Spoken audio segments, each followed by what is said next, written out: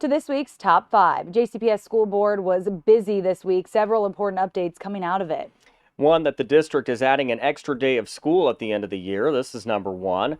The makeup day is May 23rd, extending the school year by 1 day. There was a total of 5 days canceled due to the winter storm. The 4 other days will be forgiven and won't have to be made up. JCPS also forced to cut diversity, equity, and inclusion policies or face the possible loss of federal funding. We're talking more than $150 million of federal funding. This is number 2.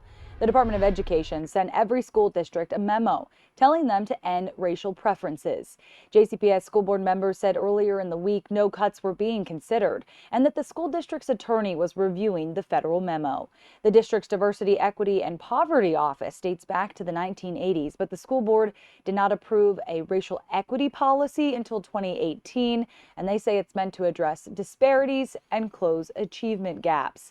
A loss of federal funding could cost JCPS more than $160 million.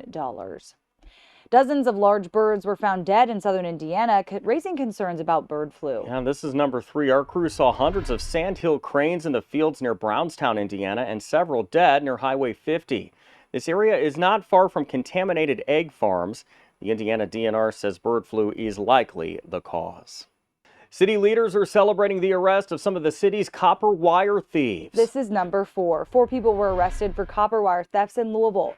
They're accused of stealing more than 300 feet of wiring from an AT&T store in Louisville. The city created the Disruption of Critical Infrastructure Task Force in October to deal with the thefts of millions of dollars worth of copper wire.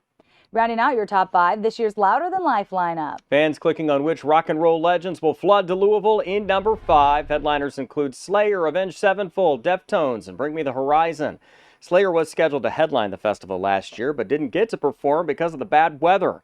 Other performers this year will include Sleep Token, Evanescence, Bad Omens, Rob Zombie, Marilyn Manson, and 3 Days Grace. Oldham County's own Knocked Loose is also in the lineup. The festival is September 18th through the 21st. It will be here before you know it. That's your top 5 recap. Be sure to join us each weekday on WDRB+.